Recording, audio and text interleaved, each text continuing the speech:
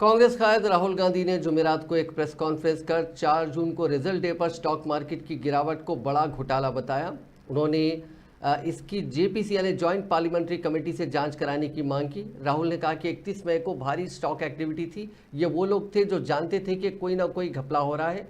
हजारों करोड़ वहां इन्वेस्ट हुए, 30 लाख करोड़ का नुकसान हुआ, रिटेल इन्वेस्टर्स का नुकसान हुआ। ये हिंदुस्तान का सबसे बड़ा स्कैम है। राहुल गांधी ने कहा कि पहले वजीर दाखिला अमित शाह ने कहा कि आने वाली 4 जून को लोकसभा इंतखाबात के नतीजे आएंगे तो शेयर बाजार आसमान पर जाएगा। इसके फौरी बाद वजीर आजम मोदी ने शेयर बाजार में रिकॉर्ड तेजी आने की बात कहते हुए लोगों को शेयर खरीदने की सलाह दी। इसके बाद वजीर फाइनेंस निर्मला सीतारमन ने भी इसी तरह से शेयर बाजार में जोरदार उछाल की बात कही थी।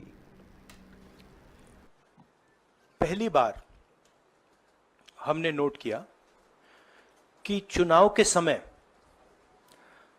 प्रधानमंत्री ने, होम मिनिस्टर ने और फाइनेंस मिनिस्टर ने स्टॉक मार्केट पर टिप्पणी दी।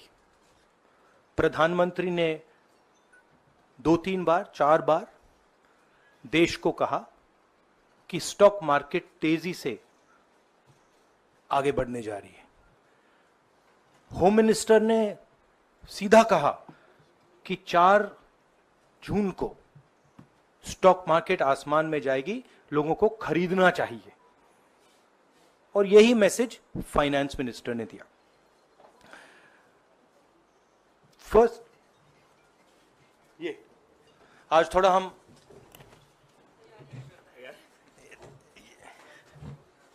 तो ये क्रोनोलॉजी है।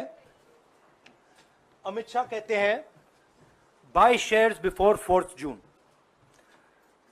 19 में नरेंद्र मोदी जी कहते हैं stock market will break records on June 4। फिर 28 मई को रिपीट करते हैं। 1 जून